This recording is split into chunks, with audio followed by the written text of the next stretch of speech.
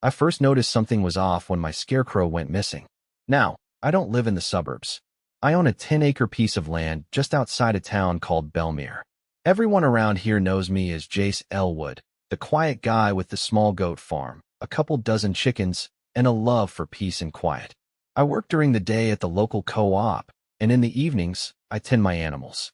That farm's been in my family since my grandfather built the barn with his own hands. It's not flashy, but it's mine. So when I walked out one morning and saw the scarecrow I'd propped up in the south field missing, just gone, I knew something was wrong. That thing had been out there for months, guarding my rows of squash and corn. It wasn't kids. Teenagers around here are loud, and they know better than to mess with me. I've got cameras, signs, and a reputation for not backing down.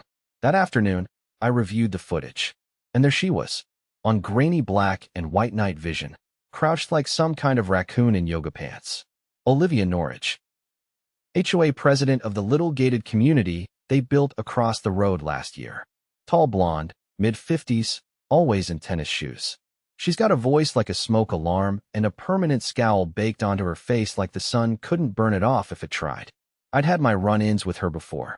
The first time was when she marched up my driveway with a clipboard, pretending like her fake neighborhood rules somehow extended across the main road to my side. She told me my wire fencing was in violation of community aesthetics. I told her she was in violation of my patience and to get off my property. Apparently, that hadn't been enough, because now she was sneaking onto my farm at night. And this wasn't the first time. I rewound the footage.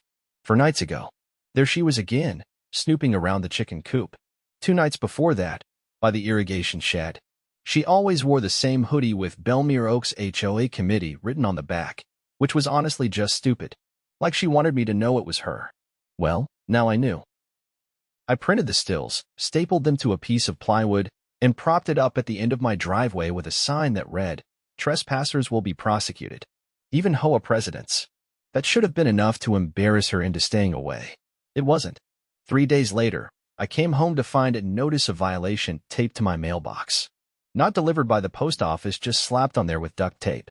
It had the HOA letterhead and Olivia's signature at the bottom. Violation 01. Unkempt agricultural equipment visible from roadway. Violation 02. Unauthorized animal sounds during quiet hours. Violation 03. Unapproved exterior lighting, security floodlights. It was laughable. My property wasn't even in their jurisdiction. I wasn't part of Belmere Oaks. I wasn't under their HOA.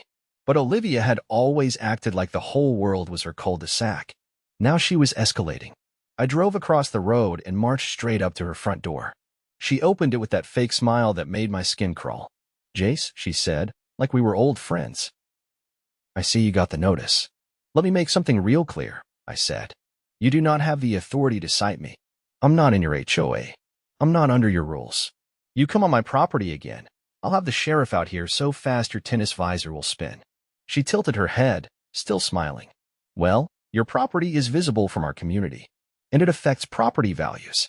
So actually, under our bylaws, you have zero authority over me," I snapped. "And if I catch you on my land again, I'll press charges. This is your warning." Then I left. I figured she got the message. But Olivia Norridge wasn't the kind of woman who took warnings. 2 nights later, my goats were freaking out. I heard them bleating like mad around midnight. I grabbed my boots and flashlight and headed out back. And there she was, Olivia, in the middle of my field, holding a flashlight, scribbling something on a notepad, standing beside one of my irrigation pipes like she was doing a home inspection. At midnight. "What the hell are you doing?" I shouted. She froze, then tried to play it cool. "I was simply verifying drainage violations. Your runoff flows toward our community gardens, and we've received complaints. You're trespassing. I'm documenting environmental code concerns. Olivia, you're on MY land. I've got you on camera 5 times now. You're overreacting. I'm acting in the interest of the community." That was it. I called the sheriff right there. She didn't even flinch. Just walked back across the road like she had every right in the world to be there. The deputy showed up 20 minutes later, but Olivia was back behind her HOA gates. I filed a report, but without catching her in the act or physical evidence of damage, they said they couldn't do much more than issue a warning. Again. So I decided to handle it the old-fashioned way. Now, here's something you should know about me. I've been raising frogs in a little marshy pond on the back part of my property for years. Started as a way to keep bugs down. Those frogs multiplied like crazy. So I caught them. Over the course of a week, I caught over 200 frogs. Big ones. Loud ones. I kept them in makeshift aquariums in the barn, fed them well, and waited.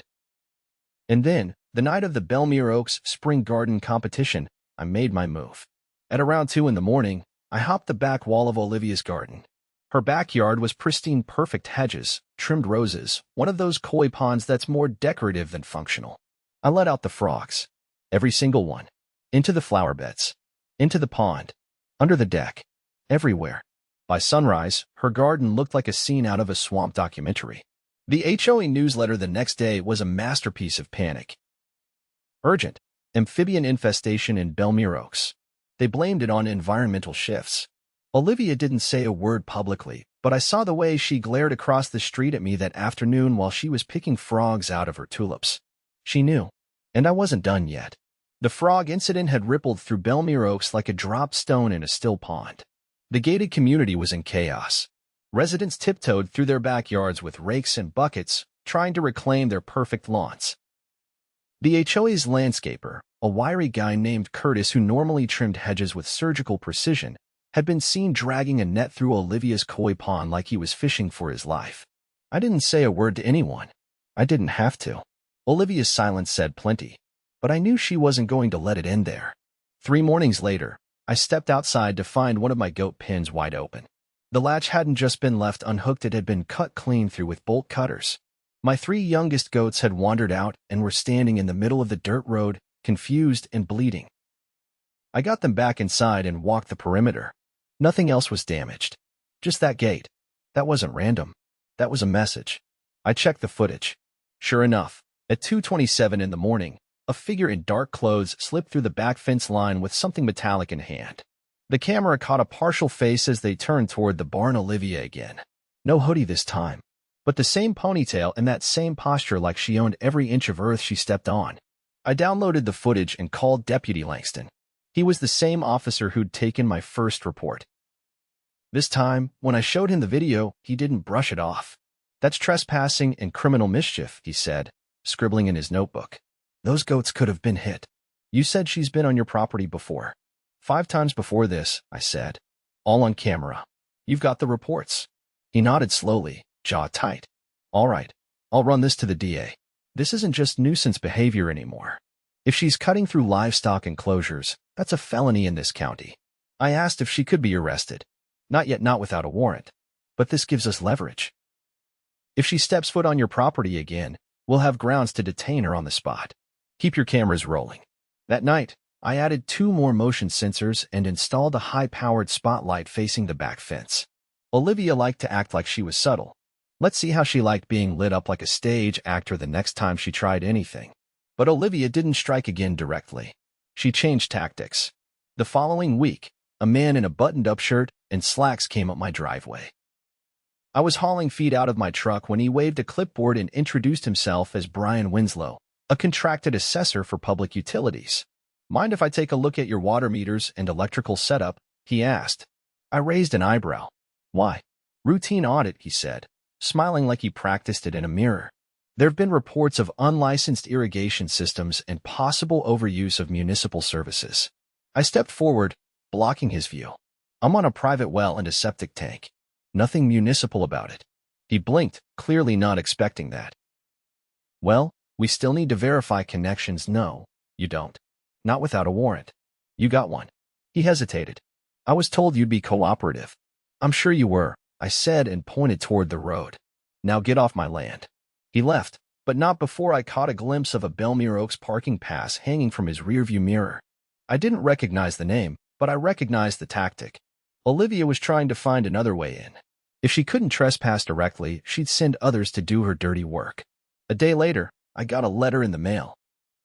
Not a citation or a fake violation, but a civil complaint. Olivia had filed it with the county, claiming that runoff from my irrigation system was polluting the soil across the road, endangering their community garden.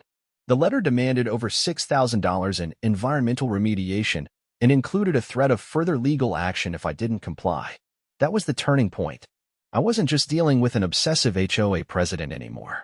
Olivia was weaponizing the legal system, using fake complaints and manipulated data to try and force me into submission. She didn't know who she was dealing with. Back when I was younger, I spent 5 years as an investigative consultant for a state-level environmental agency in Texas. I knew how to read soil reports, how to spot manipulated data, and most importantly, how to tear apart a baseless claim. I dug into the complaint. The soil test she'd attached, dated 2 years prior to the construction of Belmere Oaks. The company that performed it? A landscaping business owned by her cousin. The pollution she cited? A naturally occurring clay runoff common in this part of the state. Nothing I'd done had changed the composition of the soil. I compiled a full report, complete with satellite images, topography maps, and expert opinions from 2 old contacts who still worked in the State Department. Then I filed a countersuit. Defamation, harassment, malicious prosecution. I even included the video footage of her trespassing, the attempted sabotage of my goat fence, and the unauthorized utility inspection attempt. The courthouse clerk raised her eyebrows when she saw the file. "You're going for the throat. Only way to stop a parasite," I said. It didn't take long for the court to issue a preliminary hearing date. Word spread fast. Belmere Oaks wasn't used to being called into court. Their HOA meetings started running longer. Residents began asking questions. Not everyone in that neighborhood agreed with Olivia's scorched earth tactics. Some even came by to apologize. One afternoon, a man named Drew tapped on my gate. Said he lived 3 doors down from Olivia. "She told us you were trying to sabotage the community," he said. "But after the frog thing. And now this lawsuit. People are starting to see what's really going on. Did you vote her in?" I asked. He shook his head. "She wasn't elected. She appointed herself when the developer left. No one challenged her because, well, she's loud." I nodded. Loud's not the same as right. He offered to testify on my behalf. Said he'd seen her crossing the road at night more than once, carrying clipboards or flashlights. Said she bragged about tightening the noose on the farm across the street. I added his statement to the file. The day of the hearing, Olivia showed up in a beige pantsuit, flanked by a lawyer who looked like he hadn't read a single page of the case.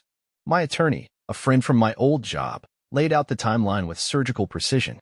Trespassing, sabotage, fraudulent environmental claims, abuse of administrative systems. Then came the kicker: my motion to subpoena HOA financial records. I had reason to believe she'd been funneling HOA dues to fund legal intimidation, and the court agreed there was sufficient cause to investigate. Olivia didn't say a word the entire time. Her lawyer whispered to her twice. She didn't look at me once. When we stepped outside afterward, a small group of Belmere Oaks residents were waiting at the bottom of the courthouse steps. They didn't speak to her. They watched her walk past, their faces tight with something between embarrassment and anger. One woman turned to me. "You really released all those frogs?" I nodded. She burst out laughing. Best thing that ever happened to that woman's begonias. I didn't laugh. Not yet. Because Olivia still had cards to play. And I knew deep down that she wasn't finished. Not by a long shot. The day after the hearing, I woke to find a drone hovering just 30 feet above my barn. It was early, barely past 6. I had coffee in one hand, a bucket of feed in the other, and there it was, buzzing like a mechanical hornet, slowly rotating as it scanned my property. The goats were already spooked, huddled against the fence line. The chickens had retreated into their coop. I stared at it for a long, tense moment. Then I walked back inside, swapped the bucket for my old duck hunting shotgun, and returned to the yard. I gave it a warning blast fired wide, just loud enough to send a message. The drone zipped away like it had been stung, banking hard toward Belmere Oaks and vanishing past the tree line. I didn't need to guess. Later that morning, I filed yet another report with the county sheriff's department. Deputy Langston took my statement in silence. When I finished, he leaned forward, resting his elbows on the desk. "She's escalating again. You planning to retaliate?" "I've got no reason to go near her property," I said. "But if she keeps crossing the line, I will press for a restraining order." He nodded once, slowly. "You might want to consider installing a jammer. Just for your airspace." "Already ordered one." I left the station and drove straight to the county zoning office. There was something that had been nagging at me ever since Olivia filed that bogus environmental claim. Something about the way she used her authority like a crowbar, and I had a hunch she wasn't just doing it to me. The clerk at the zoning office, a young guy with a sunburned neck and a fondness for sunflower seeds, pulled the files for Belmere Oaks after I showed him my ID and explained I was a neighboring landowner with an active civil case. I wasn't expecting anything explosive. I just wanted background. What I found stopped me cold. Belmere Oaks had expanded its perimeter 3 months ago. They'd quietly annexed an additional 1.2 acres of roadside land that was originally part of the county's public easement. The paperwork was unusual, filed late in the evening, notarized by a firm in another county, and signed by a name I didn't recognize. I asked the clerk if I could see the original land survey. He pulled it up on the screen. There it was, a dotted red line, shifted just enough to include a strip of land that was used primarily for runoff drainage and utility access. No fencing, no signage. But now it was listed as private property under the HOA's jurisdiction. That's when something clicked. The environmental runoff Olivia had accused me of causing it wasn't about the community garden. It was about that land. She was trying to manufacture a reason to seize control of the drainage system, cut off my overflow path, and force me into compliance. If she could prove I was violating codes, she could petition the county to restrict my water usage. That would choke my crop rotation and force me to either pay for modifications or sell the unused land. It wasn't just harassment. It was a setup. I took photos of the documents, filed a formal complaint with the county land office, and left a message for my attorney. By the time I got home, I had 3 more messages on my machine. One was from Drew, the neighbor who'd offered to testify. He said Olivia had announced an emergency HOA meeting and was circulating a petition to officially censure me as a threat to community security.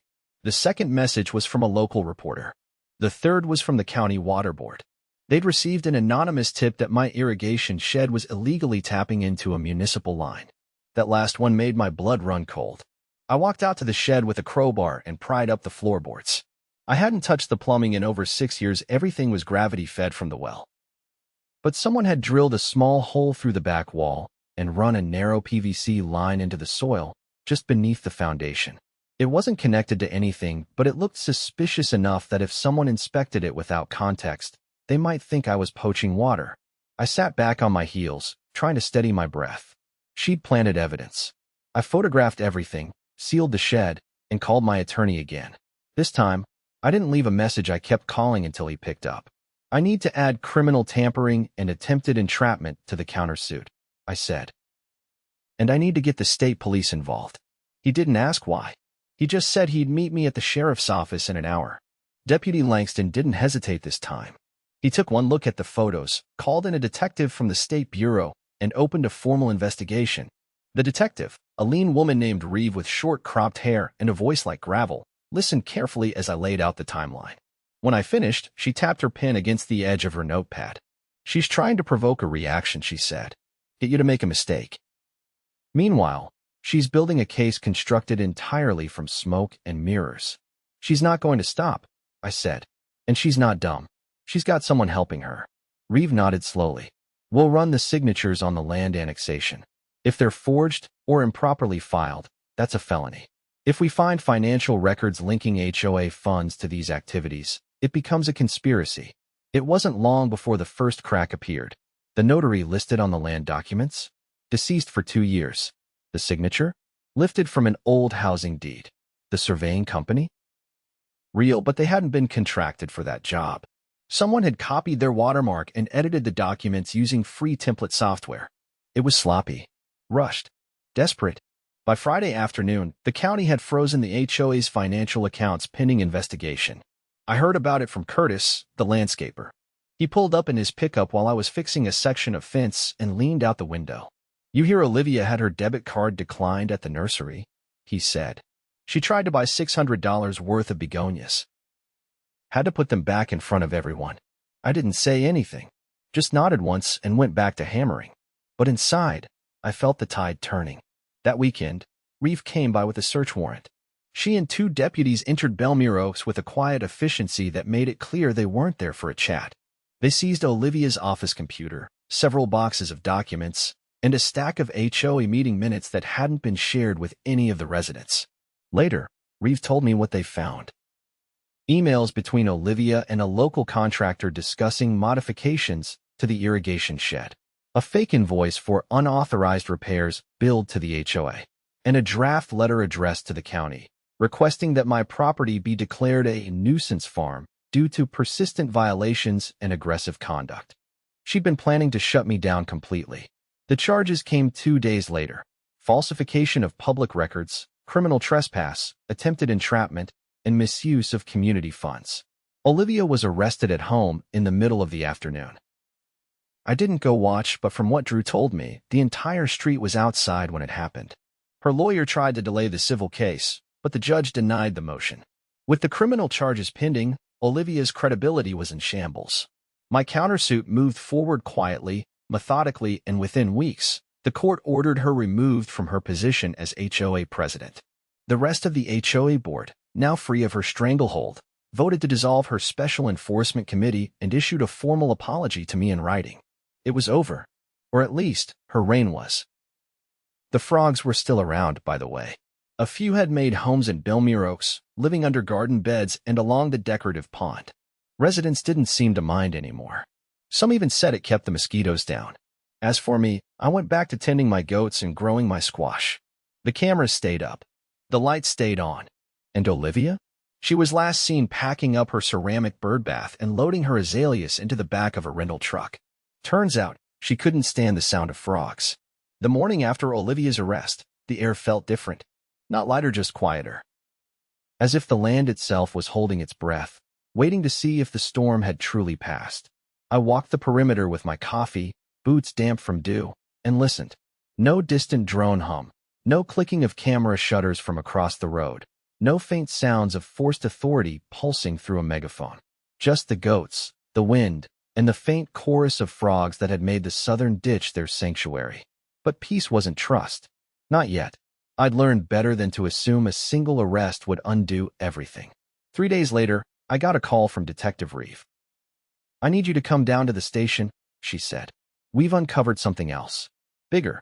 I drove over without asking questions.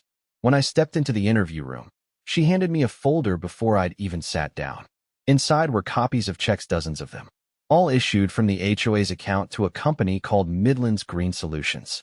The amounts varied, but all were coded for landscaping and maintenance. I looked up. "I've never heard of them." "Because they don't exist," she said. "We traced the company address. It's a P.O. box in a city 2 hours away. The tax ID number belongs to a defunct bait shop. And the checks, we believe they were laundered, cashed and funneled into a private account under a false name. We're still trying to confirm the identity, but we already have one name tied to the account." "Let me guess," I said. She nodded. "Olivia." But she wasn't the only one signing off on the payments. That's when she handed me another sheet, an HOA meeting transcript. It had been recovered from one of the laptops seized during the search. The names listed under the expenditures committee included a man named Graham Teller, vice president of the HOA. Quiet, rarely seen. Most residents thought he was just a figurehead. "He's been cashing the checks," Reeves said. "And based on the timestamps on these emails, he was the one who authorized the land annexation forms. Olivia may have pushed things, but he was the one pulling strings behind the curtain." I leaned back, heart pounding. "So what happens now?" "We're filing additional charges. Fraud, wire theft, conspiracy, and forgery. Teller's already been brought in for questioning. He's not denying any of it. Claims Olivia told him the money was being recycled into community enhancements." "Enhancements like what?" I asked. Reeve gave a humorless half laugh. "Apparently, she told him she was going to buy more security gates and install a private watchtower for the HOA board." I blinked. "A watchtower?" "Yup. It would have been funny if it weren't so uncomfortably plausible." Back in Belmere Oaks, the fallout was unraveling faster than even I expected. Teller was arrested the same afternoon. By the next morning, a group of residents had assembled outside the HOA's now padlocked office with signs reading things like, "We are not your ATM," and "HOA equals handing over assets." Drew came by that evening, carrying a stack of manila folders. "We're organizing a full audit," he said. Turns out Olivia had been levying fake fines against over a dozen residents. One guy was fined for aggressive wind chimes. Another woman for unauthorized seasonal decor. None of it was in the bylaws. He dropped the folders on my porch table. "You ever think about running for the board?" I stared at him. "You're kidding." He shrugged. We need someone who doesn't scare easy. Someone who knows how to check facts. I don't even live in your HOA. He smiled with something like hope. Technically, you don't have to. We're drafting new bylaws. Community representation can include adjacent landowners if voted in unanimously. I didn't answer. Not then. Instead, I spent the next few days watching the community unfold without Olivia's grip. People started repainting their houses in colors that weren't on the approved palette. Lawn flamingos popped up like wildflowers. One guy even fixed a rusty truck on his driveway, a direct violation of the old rules, and no one said a word. The frogs? They'd become local celebrities. A group of kids from Belmere Elementary came by to ask if they could do a frog census for their science project. I let them, even helped them identify a few. Then, one evening, as I was loading hay into the barn, Reeve pulled up again. She stepped out with a file under her arm and a look that said this would be the last time she'd need to come out here. We've closed the case, she said. Olivia struck a plea deal. She confessed to falsifying documents, misappropriating funds, and tampering with evidence. She'll serve time 18 months minimum, plus probation. Teller's facing a heavier sentence. No deal for him. I nodded. That it? There's one more thing. She handed me the file. Inside were copies of receipts, hardware store purchases, drone rentals, night vision gear, all tied to HOA funds. But one stood out. A receipt for a bolt cutter, purchased 2 days before the goat pen incident. The signature on the slip was Olivia's, but the name used? Gerald Norwich. Her brother. He's under investigation now, Reeves said. Looks like he helped her install the fake irrigation line. He was the one who cut the goat gate. I let out a slow breath. We'll press charges once we confirm his involvement through surveillance footage. But for now, you're in the clear. No more open cases. No more investigations. She paused. You did good, Jace. Most people would have cracked under half of what she pulled. I didn't say much. Just watched the sun sink behind the barn, casting long shadows across the field. After she left, I walked the fence one last time. Checked the latches. Turned off the security lights. The following week, Belmere Oaks held a vote to dissolve the HOA entirely. The turnout was unanimous. The gates were removed a month later. In their place, the residents put up a wooden sign carved by hand. It read, Belmere Community. No dues, no drama. They invited me to their first independent neighborhood gathering. No bylaws, no dress codes. Just a potluck and a couple of folding tables. Drew handed me a plate piled high with baked beans, cornbread, and something suspiciously spicy. Still think you don't belong here? He asked. I belong on my side of the road, I said. But I didn't leave. As the sun dipped low, I could hear frogs croaking from the drainage ditch. A boy chased one across the grass while his mother laughed and tried to steer him back toward the food. No one yelled. No one complained. No one threatened to fine anyone. And across the yard, the old HOA office sat dark and empty. The windows boarded. The locks changed. Olivia wouldn't be back. The soil was healing. The people were healing. And the frogs? They sang all night.